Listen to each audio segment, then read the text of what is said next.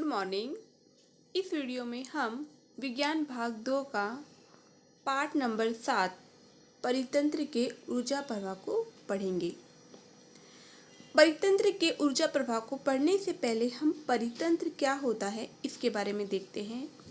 परितंत्र जिस परिवेश में जैविक और अजैविक घटकों की आपस में अंतर क्रिया होकर जिस क्षेत्र की निर्मित होती है उसे हम परितंत्र कहते हैं।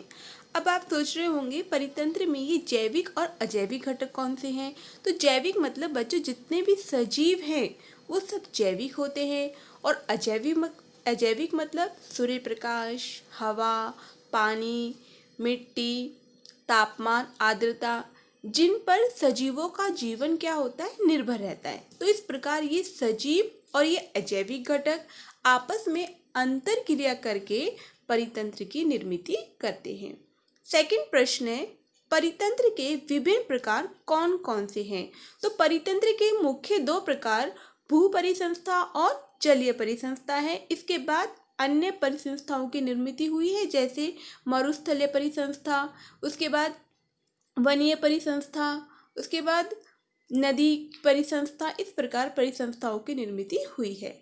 तीसरा प्रश्न है, परितंत्र के जैविक तथा अजैविक घटकों की अंतर क्रियाएं किस पद्धति से घटित होती है। तो हमें पता है कि प्रत्येक सजीव घटक बच्चों, जो प्रत्येक सजीव होता है वो अपना जीवन जो है अजैविकों पर घटकों पर क्या करता है, निर्भर करता है। अजैविक घटक में सूर्य का प्रकाश, हवा, तापमान, आर्द्रता, इन सभी के द्वारा सजीवों की संख्या क्या की जाती है, निश्चित की जाती है। जब इन जैविक और अजैविक घटकों में आपस में अंतर क्रिया होती रहती है तो अजैविक घटकों में की मात्रा जो है कम या ज़्यादा भी पाई जाती है। इस प्रकार इनमें आपस में अंतर क्रियाएं होती हैं। अब बच्चों इस लेसन में हम पढ़ेंगे जो लेसन का नाम है परितंत्र का ऊर्जा प्रवाह। परितंत्र का ऊर्जा प्रवाह देखने से पहले हम देखते हैं कि पिछली कक्षा में हमने सजीवों का वर्गीकरण पढ़ा था, जिसमें हमने स्वयंपोषी के बारे में पढ़ा था। स्वयंपोषी मतलब वनस्पतियां जो अपना भोजन सूर्य के प्रकाश की उपस्थिति में तैयार करती है। तो यहाँ पर बच्चों उसको उत्पादक कहा गया है, ठीक है। उसके बाद परपोषी, परपोषी भी हम पढ़ चुके हैं पिछले लेसन में। परपोषी मतलब क्या, जो अपना भोजन दूसरों पर निर्भर करती है उसे यहाँ पर भक्षक कहा गया है। उसके बाद मृतोपजीवी विघटक, ऐसे भी सजीवों के प्रकार हैं। और परिवेश के परितंत्र के विभिन्न भक्षक स्तर निम्नानुसार नीचे दिए गए हैं। अब जैसे पहला जो भक्षक है वो प्राथमिक भक्षक कहा गया है। प्राथमिक भक्षक मतलब शाकाहारी। बच्चों इस प्राथमिक भक्षक और शाकाहारी प्राणियों को पढ़ने से पहले हम एक उदाहरण ले लेते हैं। जब कोई ग्राहक दुकान में जाता है, जब वो वस्तु खरीदता है तो खरीदते समय उस ग्राहक को हम क्या कहते हैं, भक्षक कहते हैं। और जिस वस्तु को खरीदता है तो वस्तु तो किसी कंपनी ने तैयार की होगी, तो जो कंपनी हो गई वो क्या हो गई, उत्पादक। तो ठीक उसी प्रकार से यहाँ पर जो प्राथमिक भक्षक जो है, प्राथमिक भक्षकों का जो उत्पादक है वो कौन है, वनस्पति हैं। तो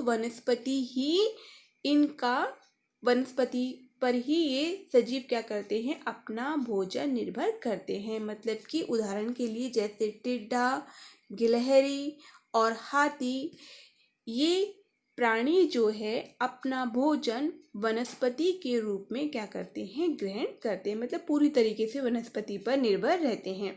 उसके बाद सेकंड है आपका द्वितीय भक्षक, मांसाहारी।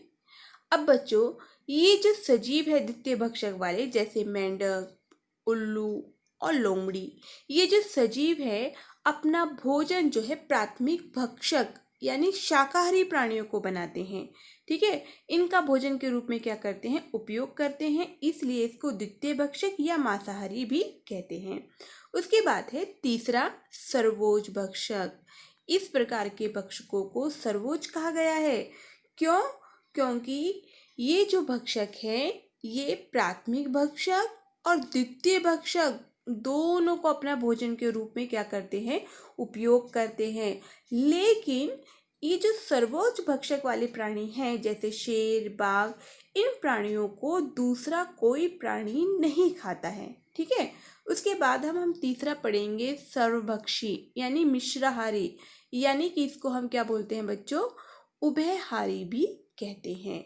उदाहरण के लिए मनुष्य, भालू, ये जो सजीव होते हैं, ये जो प्राणी होते हैं, अपना भोजन जो है वनस्पतियों यानी उत्पादकों को, ठीक है, और उसके बाद द्वितीय भक्षक को अपना भोजन के रूप में क्या करते हैं, उपयोग करते हैं।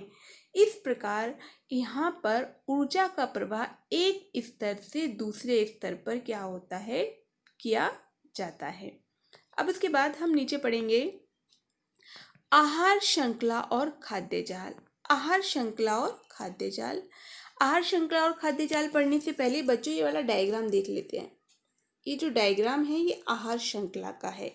इस डायग्राम में जो ये जो परितंत्र है बच्चों, इस परितंत्र में जो मुख्य जो घटक है वो है सूरज। सूरज के द्वारा ही क्या करती है, वनस्पति अपना भोजन स्वयं तैयार करती है, हमें पता है। उसके बाद इसलिए इसका जो प्रमुख जो घटक है वो कौन है, सूर्य है। अगर सूर्य नहीं होता तो वनस्पति अपना भोजन तैयार कैसे करती, तो प्रमुख घटक कौन है, प्रमुख स्रोत सूर्य है। सूर्य के द्वारा वनस्पति अपना भोजन तैयार करती है। उसके बाद इन वनस्पतियों को कौन खाते हैं, कौन भक्षक करते हैं, टिड्डा करते हैं, ठीक है, जिसे प्राथमिक भक्षक के नाम से भी जानते हैं। उसके बाद टिड्डे को कौन खाता है, मेंढक खाता है, जिसे हम द्वितीय भक्षक के नाम से जानते हैं। उसके बाद सांप किसको खाता है, मेंढक को खाता है, जिसे हम तृतीय भक्षक के नाम से जानते हैं। उसके बाद ये जो बाज है, ठीक है, इस बाज जो है सांप को खाता है, जिसको हम सर्वोज भक्षक के नाम से भी जानते हैं। लेकिन जब ये भक्षक किसी कारणवश मरकर जब इसका जमीन पर जब ये गिरता है तो इसके जो मृत अवशेष को जो है जीवाणु और कवक जो है भोजन के रूप में उपयोग कर उसका सरल कार्बनिक पदार्थ में क्या करते हैं, रूपांतरण करते हैं। और ये कार्बनिक पदार्थ जो है सहजता से हवा, पानी और मिट्टी में जाकर क्या हो जाता है, मिल जाता है। उसके बाद फिर ये वनस्पतियाँ क्या करती हैं, सहजता से हवा, पानी में और मिट्टी में इन घटकों का क्या करती है, उपयोग करती है। और इस प्रकार इस आहार श्रृंखला की क्या होती है, निर्मिति होती है। ये इसी प्रक्रिया में क्या होता है, चलता रहता है। जैसे कि यहाँ पर दे रखा है कि उत्पादक, भक्षक, मृतोपजीवी सजीवों में परस्पर क्या होती है, अंतर क्रियाएं होती रहती है। इन अंतर क्रिया का क्रम होता है जिसे हम क्या बोलते हैं, आहार श्रृंखला होता है, कहते हैं। ये क्रम है, इसी क्रम को हम आहार श्रृंखला कहते हैं। और इसमें 4 या 5 से अधिक कड़ियाँ भी होती हैं। और इस परितंत्र में ऐसी एक दूसरे से जुड़ी हुई कई आहार श्रृंखलाएं क्या होती है, समाविष्ट होती है। इसे ही हम क्या बोलते हैं, खाद्य जाल भी कहते हैं। बच्चों इसका डायग्राम एग्जाम में आता है, ये डायग्राम एग्जाम में आता है और इसका स्पष्टीकरण आपको अपने शब्दों में देना होता है। तो इसे इसी प्रकार से देना है जैसे मैंने आपको समझाया है। उसके बाद यहाँ पर बच्चों को सजीव दे रखे हैं, ठीक है। ये सजीव जो है, इस सजीवों में जैसे यहाँ पे थोड़ा सोचे करके दिया है कि विभिन्न भक्षकों की सूची बनाइए, इनका पोषण पद्धति के अनुसार वर्गीकरण करिए और सजीवों के जो चित्र दिए गए हैं उनकी सहायता से खाद्य जाल बनाइए, ठीक है। तो खाद्य जाल आपको बनाना है तो आपको बताना है कि कौन कौन किस किस का क्या करते हैं, भक्षण करते हैं। तो जैसे मैं आपको पहले बताती हूँ, ये जो आपका जो घास है, उसके बाद ये बीज है, ये वाला पेड़ जो है, उसके बाद केले का पेड़ है, ये सब उत्पादक है ना। तो उत्पादक, उसके बाद प्राथमिक भक्षक, प्राथमिक भक्षक में आपका गिलहरी आ गई, खरगोश आ गया, उसके बाद आपका ये टिड्डा आ गया, जिराफ आ गया, उसके बाद हिरन आ गया और बंदर भी आ गया, ये प्राथमिक भक्षक है। उसके बाद आपका द्वितीय भक्षक, द्वितीय भक्षक में आपके कौन आएंगे, ये गौरैया आएगा, उसके बाद ये पक्षी भी आएगा, उसके बाद आपका फिरैया भी आएगा, कि द्वितीय भक्षक में आ गए। उसके बाद सर्वोच्च भक्षक में आपका चील और वाघ आ गया, ठीक है। इसके बाद इस प्रकार से हमें इसे लिखना है।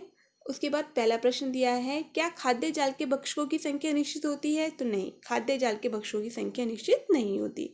उसके बाद दूसरा प्रश्न है, कई प्रकार के भक्षक यदि एक ही प्रकार के सजीवों का भक्षण करते रहे तो उसका परितंत्र पर क्या असर होगा। तो परितंत्र का संतुलन क्या हो जाएगा, बिगड़ जाएगा। क्यों बिगड़ जाएगा, यदि एक ही प्रकार के भक्षकों को खाते रहेंगे तो उसकी संख्या क्या हो जाएगी, कम होती जाएगी, और कम होने के कारण परितंत्र का भी संतुलन क्या हो जाएगा, बिगड़ जाएगा। तीसरा देखिए, खाद्य जाल में संतुलन होने की आवश्यकता क्यों है।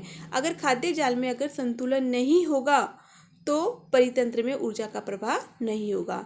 इसके बाद ये टॉपिक बच्चों यहीं ख़त्म होता है। उसके बाद आगे का भाग जो है हम अगले वीडियो में देखेंगे।